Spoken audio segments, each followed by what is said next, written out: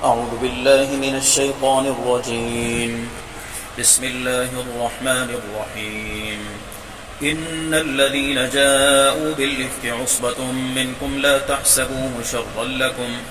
بل هو خير لكم لكل امرئ منهم ما اكتسب من الإثم والذي تولى كبره منهم له عذاب عظيم صدق الله العظيم۔ سورۃ النور 18واں پارہ اور آیت نمبر 11۔ اس میں اللہ رب العزت نے ایک واقعے کی طرف اشارہ فرمایا اختصار کے ساتھ، اور وہ واقعہ کون سا ہے؟ واقعہ افک، یعنی یہ وہ واقعہ ہے کہ جس میں ام المؤمنین حضرت سیدہ عائشہ الصدیقہ رضی اللہ تعالی عنہا کی پاک شخصیت پر منافقین اور بد کردار لوگوں نے بہتان درازی کی اور الزام لگائے، تو اس کی طرف اللہ رب العزت نے اسی واقعے کا اس آیت پاک میں ذکر فرمایا۔ آپ صلی اللہ علیہ وسلم جب کسی غزوہ میں تشریف لے جاتے تو قرعہ اندازی فرماتے، قرعہ میں جس بیوی کا نام آتا اس کو ساتھ لے جاتے سفر میں۔ تو یہ غزوہ بنی مصطلق، اس میں قرعہ کے اندر نام حضرت عائشہ صدیقہ رضی اللہ تعالی عنہ کا آیا، تو آپ صلی اللہ علیہ وسلم کے ساتھ چلی گئیں۔ غزوہ سے واپسی پر رات کا وقت ہو گیا تو آپ صلی اللہ علیہ وسلم نے ایک جگہ پہ پڑاؤ ڈالا، تو رات کا کچھ وقت گزر گیا تو بعد میں اعلان ہوا کہ چلو قافلہ تیاری کریں، تو کچھ دیر پہلے اعلان کر دیا جاتا تاکہ لوگ اپنی ضروریات اور حاجات کو مکمل کر کے یہاں سے چلیں۔ تو جیسے ہی اعلان ہوا تو حضرت عائشہ فرماتی ہیں کہ مجھے حاجت ہوئی تو میں دور جنگل کے اندر دور نکل گئی، کیونکہ قافلے میں مرد بھی شامل تھے، تو اس لیے میں کافی دور حاجت کے لیے چلی گئی، اور جب واپس آ رہی تھی تو دیکھا میرے گلے میں ہار نہیں تھا، تو اس ہار کو ڈھونڈنے کے لیے میں دوبارہ واپس چلی گئی، تو ہار ڈھونڈتے ہوئے مجھے دیر لگ گئی، تو جب واپس آئی تو قافلہ چلا جا چکا تھا، اور جو میرا ہودج تھا ایک ڈبہ نما ہوتا تھا جس کے اندر حضرت عائشہ رضی اللہ تعالیٰ بیٹھتی تھی، وہ میرے ہودج کو اٹھا کے اونٹنی پر رکھ کے چلے گئے، کیونکہ میرا وجود ہلکا سا تھا،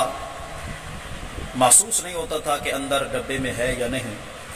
تو اس لیے انہوں نے یہی محسوس کیا کہ اس میں حضرت عائشہ رضی اللہ عنہ موجود ہے، جبکہ میں نہیں تھی۔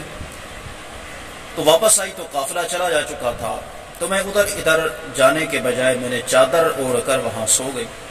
کہ آپ صلی اللہ علیہ وسلم جب آگے جائیں گے تو مجھے ہودج میں نہ پائیں گے تو پھر واپس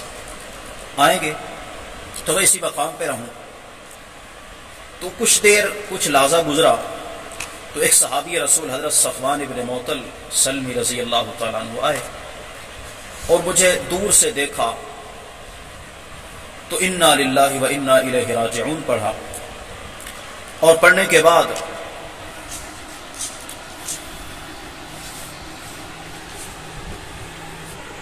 جیسے ہی انہوں نے انا للہ و انا الیہ راجعون پڑھا تو میری آنکھ کھل گئی ان کی آواز سے،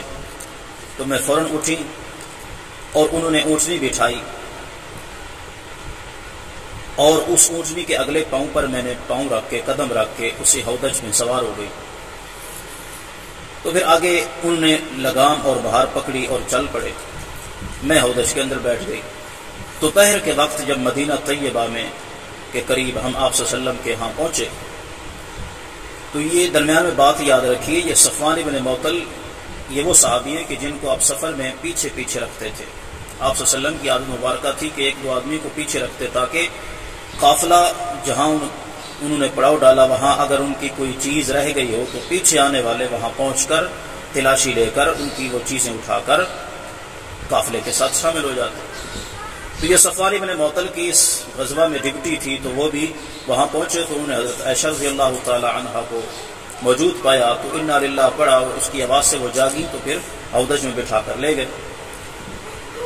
تو اس قافلے کے اندر عبداللہ ابن ابی منافق رئیس المنافقین، منافقین کا سردار، وہ بھی شامل تھا۔ تو جب اس کو اس واقعے کا علم ہوا کہ حضرت صفوان صحابی کے ساتھ حضرت عائشہ رضی اللہ تعالیٰ عنہ اونٹنی پہ بیٹھ گئی اور ان کی اونٹنی کی بہار صفوان پکڑ کے آئے، تو اس بے ایمان انسان کو، غلیظ انسان کو موقع ملا اور اس نے الزام تراشی شروع کر دی اور عجیب عجیب باتیں کرنا شروع کر دیں حضرت عائشہ صدیقہ اور حضرت صفوان ابن معطل کے کردار اور شخصیت کے بارے میں۔ تو جیسے اس نے باتیں بنانا شروع کی، الزام تراشی شروع کی، جھوٹ باندھنا شروع کیا، تو اس کے اندر 3 جماعتیں شامل ہو گئیں۔ ایک تو 3 جماعتیں بن گئیں۔ ایک تو جماعت جنہوں نے الزام گھڑا، جیسے یہ منافقین، عبداللہ بن ابی اور کے ساتھی، اور دوسرے کچھ سادہ سا مسلمان جن میں 2 مرد اور 1 عورت تھی۔ عورت کون تھی؟ حمنا بنت جحش، حضرت زینب ام المؤمنین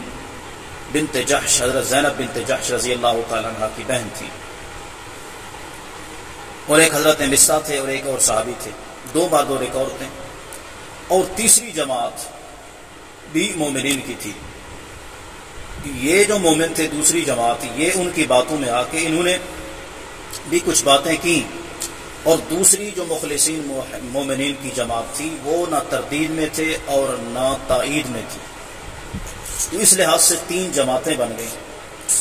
اور اللہ تعالیٰ نے اس رکوع میں تینوں جماعتوں کو زجر اور تنبیہ فرمائی، اور سب سے زیادہ زجر اور سب سے زیادہ عذاب کی تنبیہ اس کو کی جنہوں نے یہ الزام گھڑا۔ تو جو آیت ہم نے پڑھی ہے، اس آیت کے ترجمے کی طرف آتے ہیں۔ اگلا جو واقعہ انشاءاللہ اگلی ویڈیو میں ہم آپ کو مکمل بتائیں گے کہ پھر کیسے وحی نازل ہوئی اور کیسی کیسی اللہ نے تنبیہ اور زجریں فرمائی، وہ اگلی آیات میں ان کا ذکر آئے گا۔ فرمایا ان الذین جاؤوا بالافک عصبۃ منکم، بے شک وہ لوگ جو آئے جھوٹ کو، عصبۃ منکم ایک بہت بڑی جماعت تھی تم میں سے، یعنی جماعت تھی، 3 جماعتیں، 3 لوگ، 3 قسم کے آدمی تھے، 3 گروہ تھے، یعنی مؤمنین کے ساتھ اللہ نے منافقین کو بھی شامل فرما دیا، کیونکہ وہ بھی ظاہری طور پہ ایمان کا دعویٰ کرتے تھے، اس لیے ان کو بھی فرمایا عصبۃ منکم لا تحسبوه شرا لکم، فرمایا اس معاملے کو اپنے لیے شر اور برا نہ سمجھو۔ یہ جو الزام تراشی ہوئی حضرت عائشہ صدیقہ رضی اللہ تعالیٰ عنہ، بلکہ خیر لکم، یہ تمہارے لیے اللہ کی طرف سے بہتر ہے۔